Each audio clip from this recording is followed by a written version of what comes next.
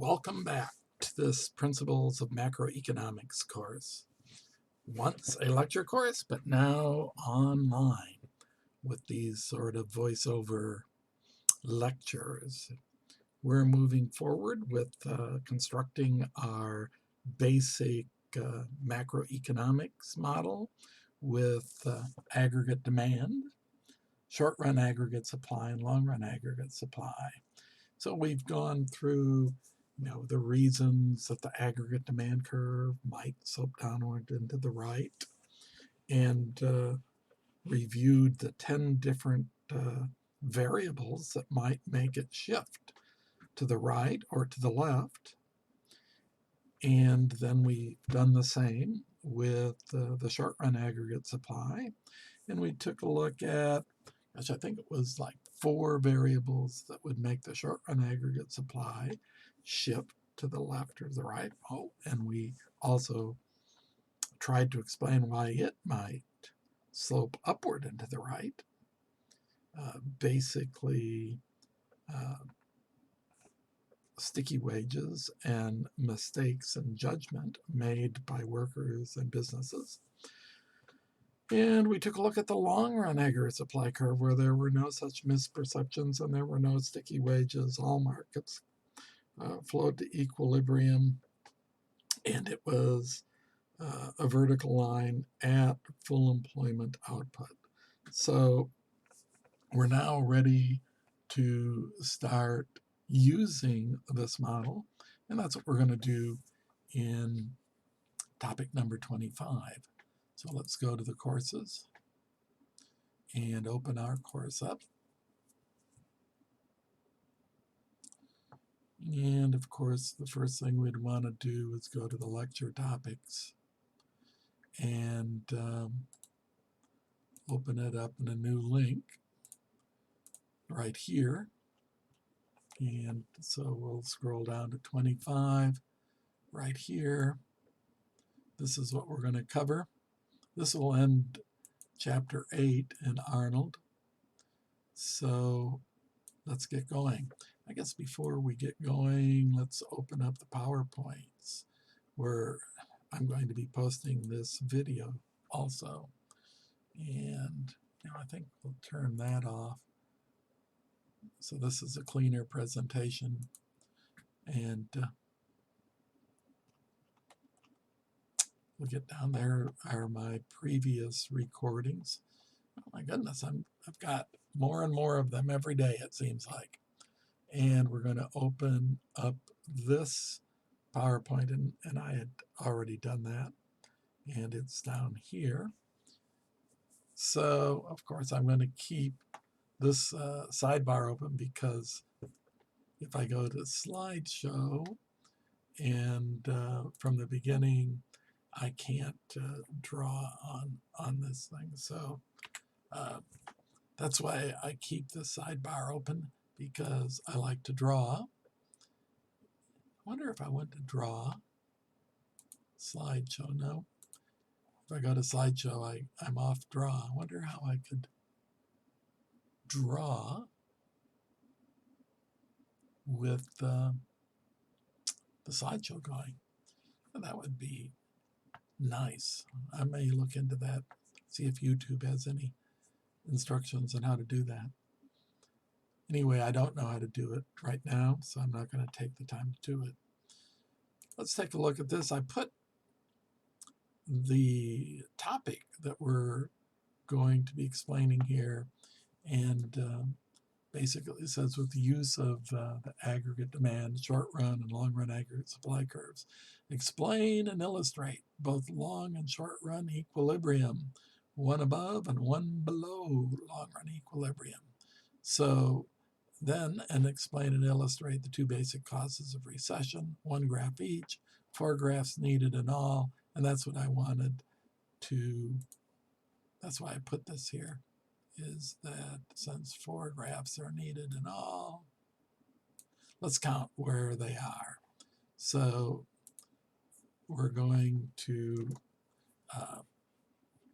have a short run equilibrium with a long run with, we're going to have the short run aggregate supply and the long run aggregate supply. And we're going to look at a short run equilibrium above and one below. So there is one graph and another graph with it below long run equilibrium, and then explain the two basic causes of recession. So there is the third and fourth. I should do that. And let me just say 3 and 4. So that's where I'm talking about these four types of graphs. Let's go to the first one. And, I'm just going, they show a recessionary gap here. This point doesn't seem to be that big. Let's make it bigger. So there's a recessionary gap here. So this is full employment, long run equilibrium. And we're in a short run equilibrium well below it. And of course, this shows a recessionary or contractionary gap.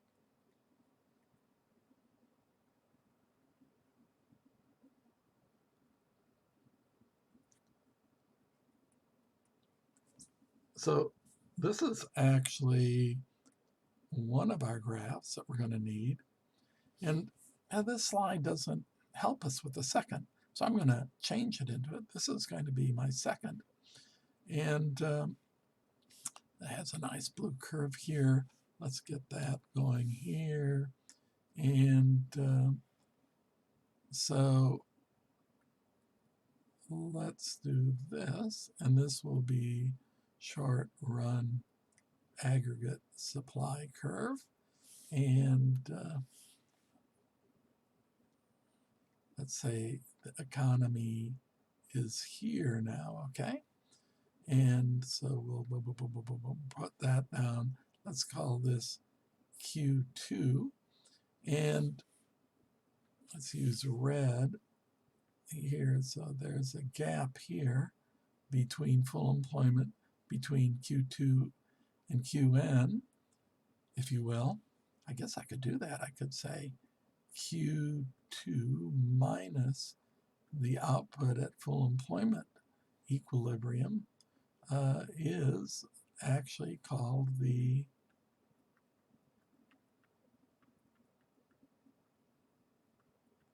inflationary gap. And of course, over here, it's QN minus Q1. That gives us the recessionary gap. And you can see that I put the larger number or quantity of GDP first, subtracted the lower number to get our inflationary gap. And I did the same over here. The full employment output is a larger number. We're operating well below full employment. So that's a recessionary gap. Okay, so these are two of the gaps we ask for right here, one above and one below. All right. And let's explain what these two are. So a short-run equilibrium is a condition that exists in the economy when the quantity demanded of real GDP equals the short-run quantity supplied of real GDP. And that is it, short-run quantity supplied. So short-run equilibrium always occurs when aggregate demand equals short-run aggregate supply, wherever they intersect. So we're back here, and we see in this recessionary gap, they intersect below long-run aggregate supply, and in this inflationary gap, they intersect above the long-run aggregate supply curve, okay? So in both cases, these are short-run equilibriums. Okay, so maybe I should write it down here. Numbers 1 and 2 are short run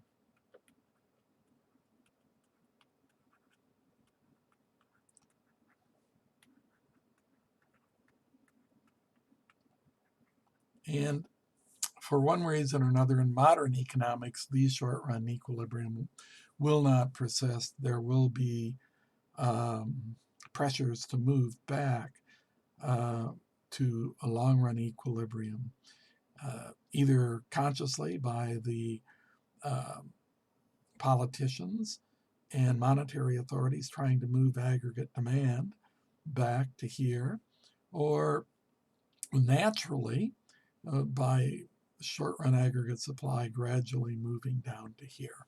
But in either case, there's going to be movement towards that long-run equilibrium. All right. Okay, the condition is met when aggregate demand curve intersects a short-run aggregate supply. So we sort of said that already. In the long-run equilibrium, the condition that exists in the economy when wages and prices have adjusted to their final equilibrium levels and workers do not have any relevant misperceptions. So we sort of went over that in the previous topic when we were talking about the long-run aggregate supply curve, which is basically a vertical curve at the full employment level of GDP. All right. So long run, and this is important, long run equilibrium occurs when aggregate demand and long run aggregate supply intersect. And here's the graph. So in other words, we now have the short run here.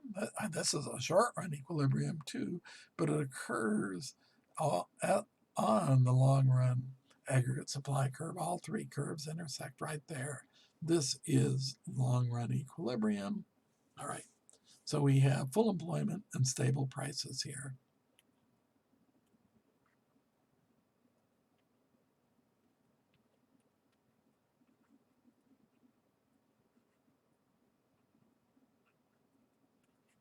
And, whoops, stable prices. In other words, stable prices mean no inflation or deflation. All right. Next, we come here, long run equilibrium. So now they're going to be talking about various levels of GDP. So Q sub 1 is the short run equilibrium. And when Q sub 1 equals Q sub n, which is a full employment level, well, then we're in long run equilibrium. That's all this is saying. I thought I'd add this in here because basically in the next few graphs, we're going to be talking about how GDP can decrease. Remember, we're measuring real GDP here, and this is a timeline. So, and this is a slide. Oh, I forget what question it comes from, what PowerPoint. Let's look that up just very briefly. Here we go. Oh yeah, number 20. I took it from the 20 PowerPoint, inserted it here because I thought it would be interesting to talk about. And basically what we can use our aggregate demand, short-run aggregate supply, and long-run aggregate supply to sort of build a business cycle as aggregate demand shifts and short-run aggregate supply shifts. By the way, this growth trend, I am going to ignore that for a while because basically that would mean the long-run aggregate supply is gradually shifting rightward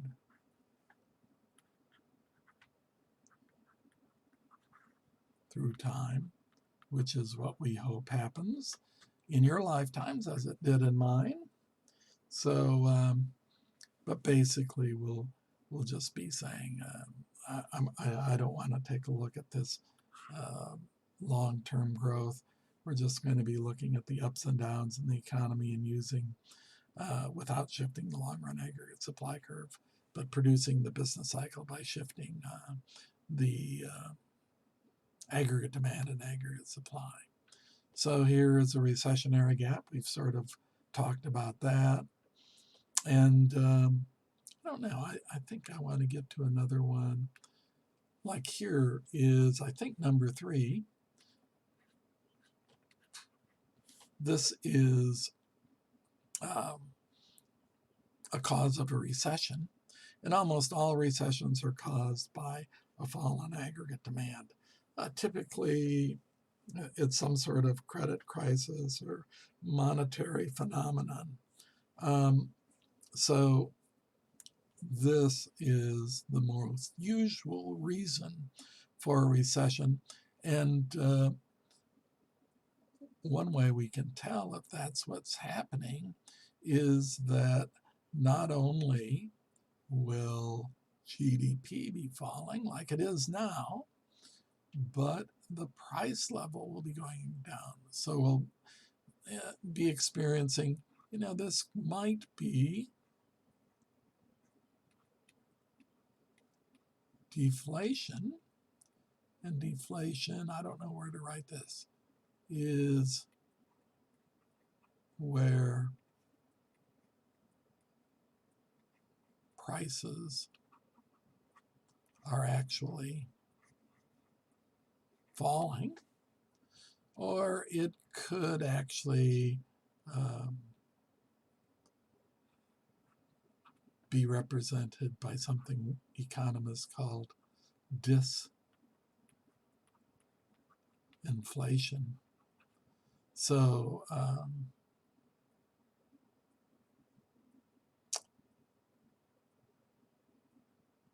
basically what this means is that inflation is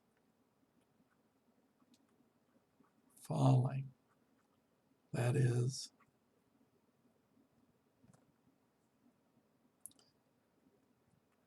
the rate of increase in the price level is slowing down. All right? Perhaps towards 0. All right? So anyway, if we see inflation slow down and GDP is falling, we know that the recession was caused by a fall in aggregate demand. So basically, I guess here's an interesting comment. We built these, we said, okay, aggregate demand slopes this way, that'll cause GDP to fall and price levels to come down, or inflation to slow down. But actually, it's the reverse. We see GDP falling and prices falling or inflation slowing. That way we know that, aggregate demand has decreased, okay? So if we come back to this little thing, basically we're here and we're moving this way as GDP is falling. Notice this whole graph doesn't say anything about price levels, but there you go. So this is graph number 3 needed for this question. And here is graph number 4. And there's a second way we can fall into a recession, and that is to have the short run aggregate supply curve. I thought it was almost ironic that what we're dealing with right now is the SRAS.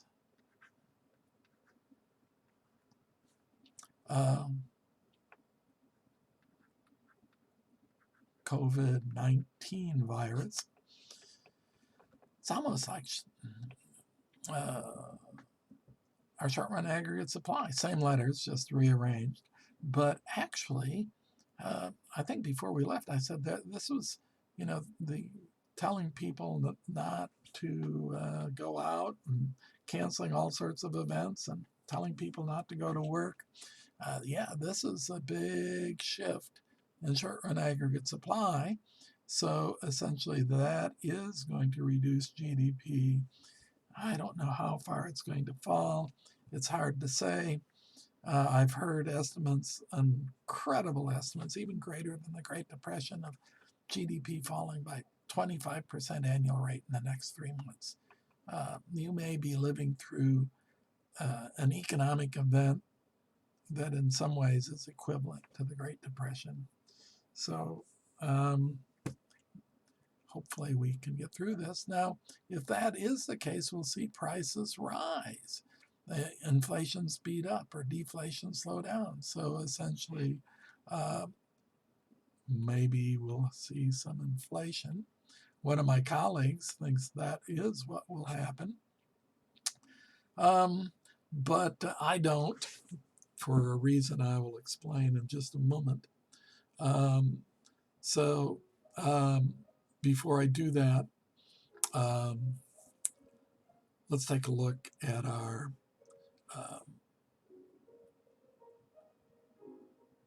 thing. Once again, we have the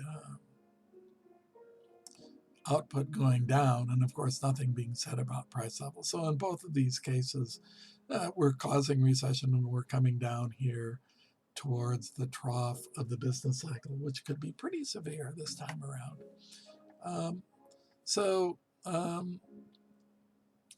Where can I talk about why I don't think this is true? Let's just come back to here, and let's go to home, and let's put in a new slide right here. And now I'll explain what I think is also happening. I think basically both of these slides are happening at the same time. So you have our graph here with real GDP, and up here we have the price level, measured by some index like the CPI. Usually it's the GDP deflator though. And right here you'll have Q sub n, and if I can draw a steady enough line, I'll label this the long run aggregate supply curve. And I want to put the, should I use different colors here? Maybe so. Let's put blue and call this, oh yeah, I like to get this nice and colorful, aggregate demand. And let's put red, short run aggregate supply. And we're in long run equilibrium, like we were a month ago. Low on unemployment, low price stability, everything's going on. Let's label this one and this one. And so then the SARS epidemic occurred. And the first thing I noticed was people were told to stay at home. ACC wasn't going to open up for a couple of weeks. Now it's to the end of April and probably the whole semester. And a lot of other businesses too. A lot of restaurants just closed down. The service industry just shuttered. So the short run aggregate supply curve was shifting in dramatically, okay? And of course, that would mean that we're going down here, let's say, I guess let's call this Q2, this being where we started, Q1 and Qm being equal. I guess we should put the price levels into. So we would have price level 1 and price level 2. We'd expect prices to go up, and that's what one of my colleagues is thinking. But gosh, my wife and I, our expenditures have fallen dramatically, and you read about gas stations are hardly selling any gas, even though it's so cheap. So in my opinion, what's happened also is that, and let's draw this out a little bit further, is that in addition to short-run aggregate supply falling, aggregate demand has fallen too. So first, the good news. The price level may not rise. It may stay the same.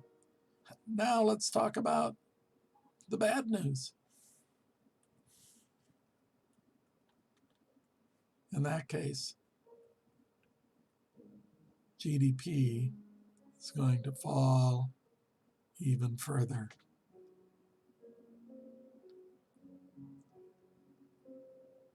I don't know. That looks bad to me. Anyway, that's the analysis that you can do using these aggregate supply, aggregate demand curves. So I guess that's all I'm going to say about that. There is one other thing I should do. If we come back to the business cycle, I suppose it would be good to, let's take a look here to talk about a situation where this increases, where we start growing the GDP. And gosh, there are a couple of ways that can happen too. A natural way and a government intervention way, and maybe both simultaneously. So let's come down to where we were. Here we have in slide 11, aggregate demand causing recession. Here we have the aggregate supply causing recession. Let's come down to this one. Yeah, go home and add another slide. Okay, and I like these big slides here. So basically, we'll draw. Whoops. Yeah, I think we'll get rid of that. I like the black. Like the black axes. Here we go. So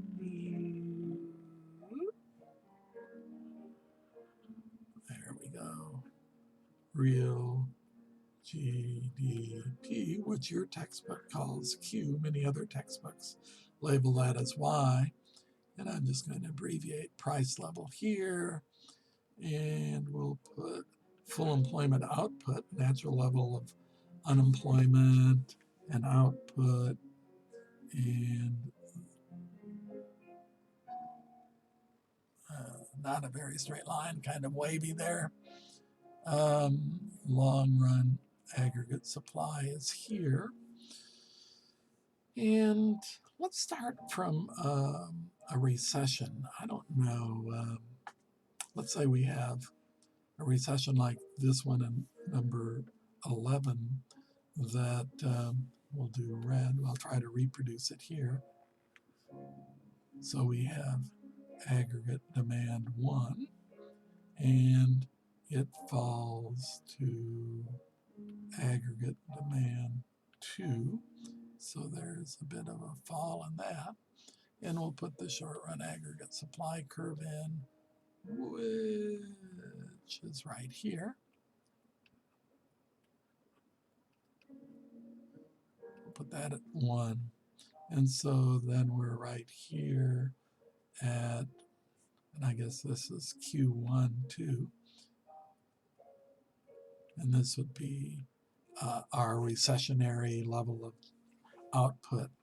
And very likely we've dropped from P1 to P2. There's some deflationary or disinflationary pressure. So what's going to happen here is naturally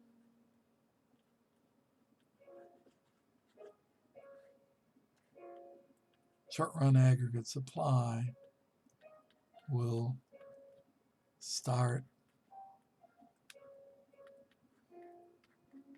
shifting rightward because of falling input prices. And I'm going to leave that and that's input prices. That, in other words, wages and raw material. Because there's unemployment here, there's going to be wages are going to stop rising and perhaps even start falling. It's happened, amazingly enough, even a couple times in the last 40 years. Usually we didn't expect that, but in the Great Depression, it really fell. Raw material prices will also start falling.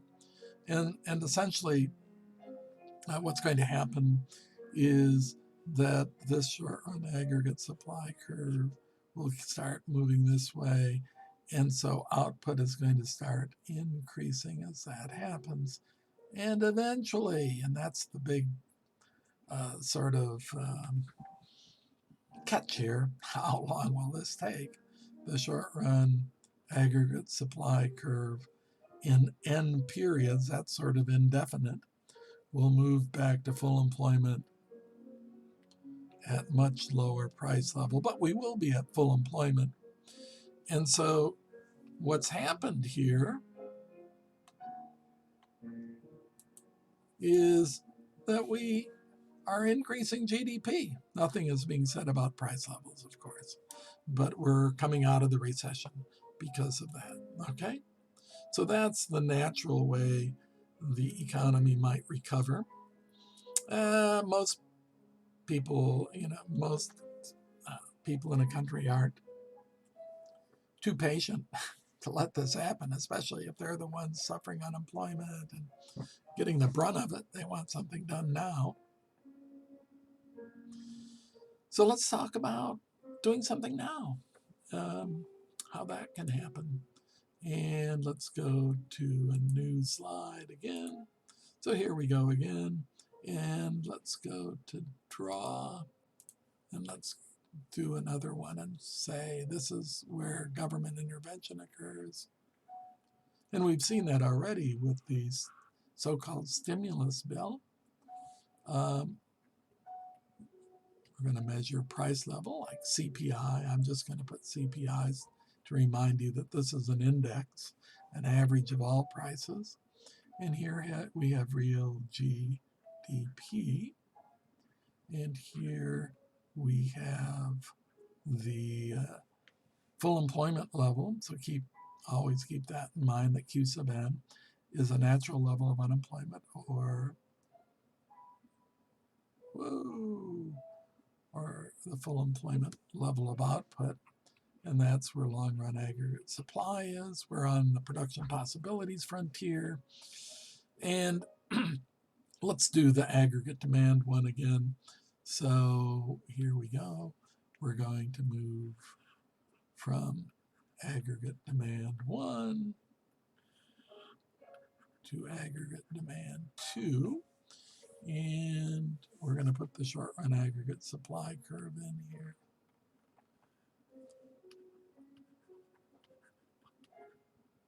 So we start here at the short-run aggregate supply.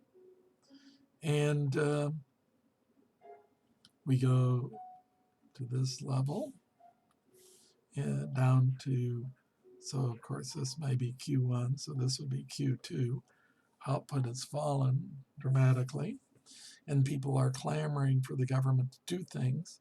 So you have all sorts of, fiscal policy, like government spending. So remember, this is C plus I plus G plus X minus M.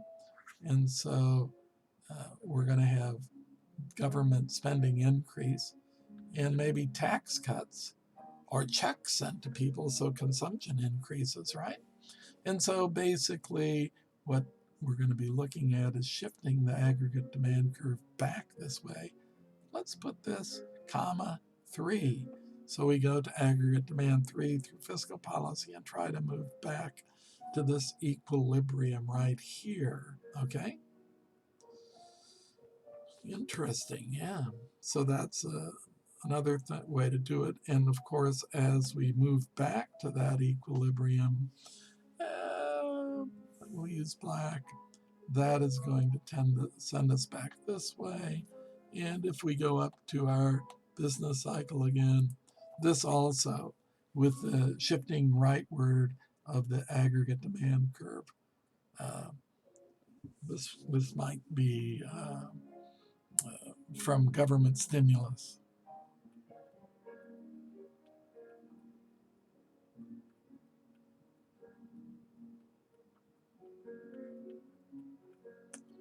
And just to give you an idea, this would be natural.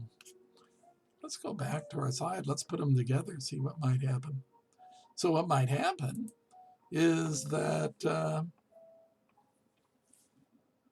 short-run aggregate supply curve might actually still respond by shifting out this way.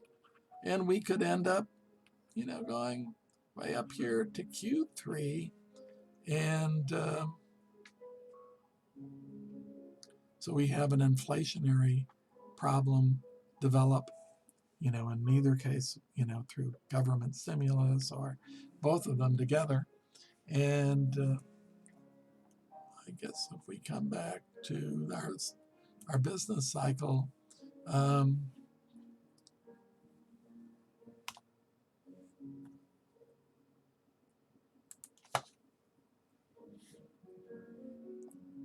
this would push us right up here to the peak above our full employment level, right? If we assume that this was a full employment level. Oh, well, it's fun to play around with these very simple models. They do a pretty good job of, helping us understand what's happening in the economy. But sometimes, they can be rather daunting too. I think this was the daunting one where, gosh, GDP fell by a huge amount. Let's hope not. 25%? That would be disastrous. Geez, terrible. All right, this one I just was repeating. There are two types of, two graphs here that create a recession. There's one, and here is the other. One is on the supply side, one is on the demand side. All right. And, here's an interactive graph. I don't know. Can we go to that? Let's see what opens up.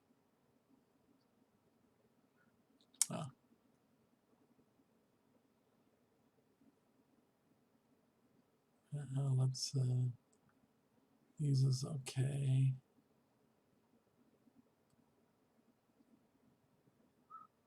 Disable for this one. And reload. How about that? Yep. I don't think I can do it. This is a browser that's completely private. And I don't want to do it. All right, let's just kill this site and this site. And let's open up this one.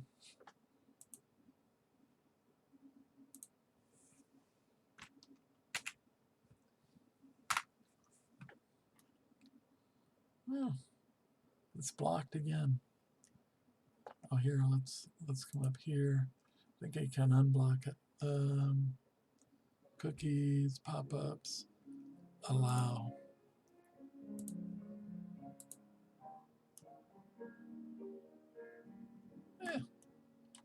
Reload.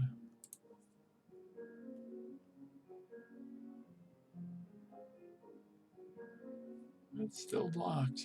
Well, I can't get this to open. I don't know why. How about in this one?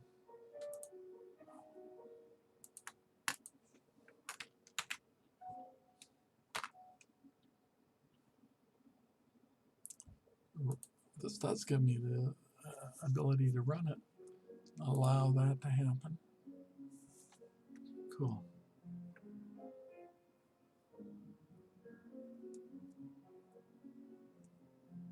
All right. So here's demand pull inflation. Let's just run through them. You can see price level, real GDP, Q, short run aggregate supply, long run aggregate supply. This is full employment output wherever the long run aggregate supply curve. I know they have Q sub O here instead of Q sub N, but otherwise, so there you go. That is a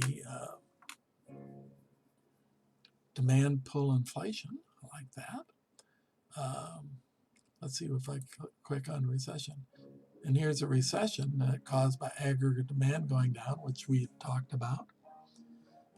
Let's talk about cost push inflation. So actually, this is stagflation. Output's going down and prices are going up. This is what you would call it, stagflation.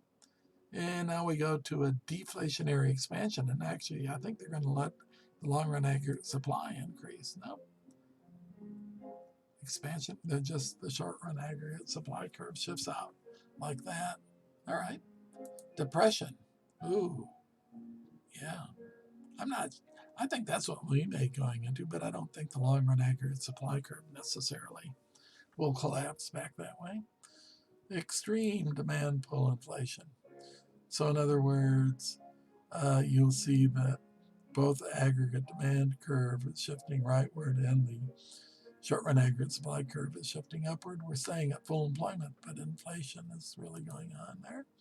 And we have deflation, staying at full employment.